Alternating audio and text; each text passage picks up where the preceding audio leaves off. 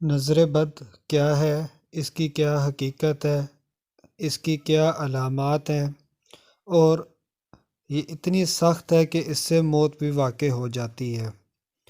تو اس ویڈیو میں آپ کو اس کے متعلق بتایا جائے گا اور اس کا مؤثر اور جامع علاج بھی بتایا جائے گا۔ بسم اللہ الرحمن الرحیم۔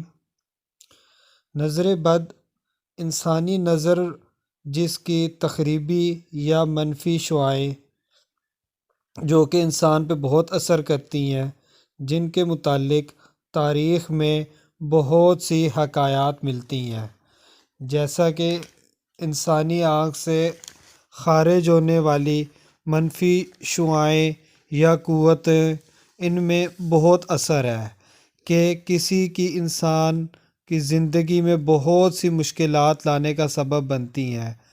اسے عام اصطلاحات میں نظر بد کہتے ہیں، جس سے کوئی بھی انسان بیمار ہو سکتا ہے، مالی نقصان کا شکار ہو سکتا ہے، یا وہ بدقسمت انسان بن جاتا ہے۔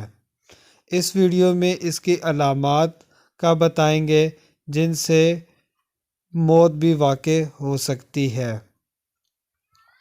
نظر بد کا اثر ہونے کی بہت سی علامات ہوتی ہیں۔ کچھ علامات تو ایسی ہوتی ہیں جن کے ظاہر ہونے کی صورتوں میں مزید کسی جانچ پڑتال کی ضرورت نہیں ہوتی، اور کچھ علامات ایسی ہوتی ہیں کہ جن کے سبب جسمانی یا نفسیاتی بیماریاں یا غیر ضروری رویہ بھی ہو سکتا ہے۔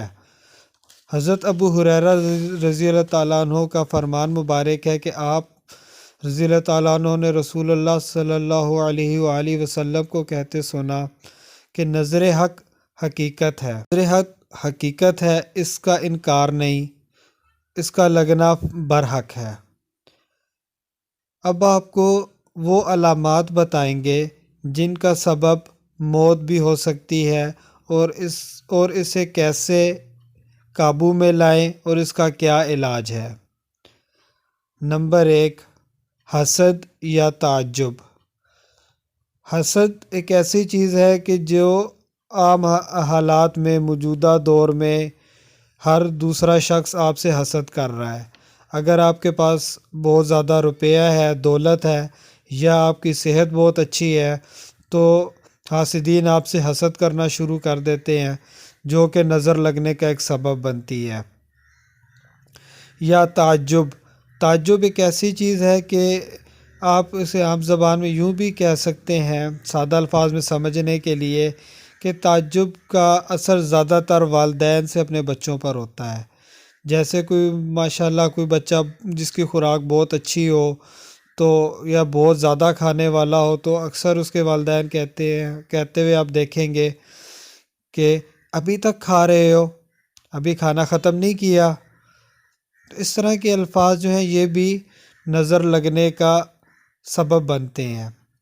علامت نمبر 2، جس کو نظر لگی ہو اس کی طبیعت میں غصہ، چڑچڑاپن اور بے چینی شروع ہو جاتی ہے۔ علامت نمبر 3، آنکھوں سے درد شروع ہوتا ہے جو کہ کندھوں سے ہو کر پورے جسم میں پھیل جاتا ہے۔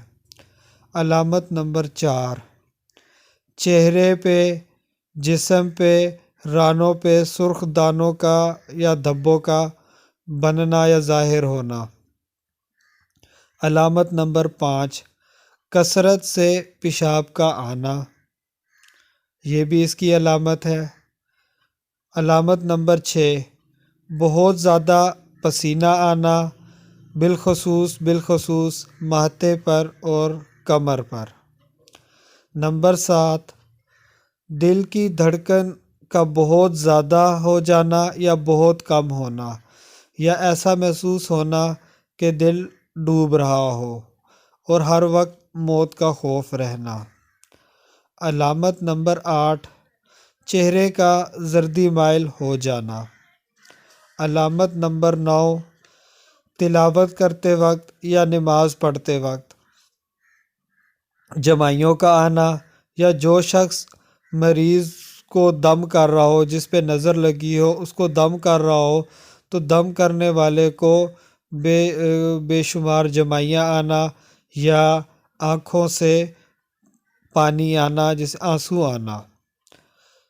علامت نمبر 10، خواب میں یا ایسا محسوس کرنا کہ کوئی شخص آپ کو ٹکٹکی باندھ کے دیکھ رہا ہے۔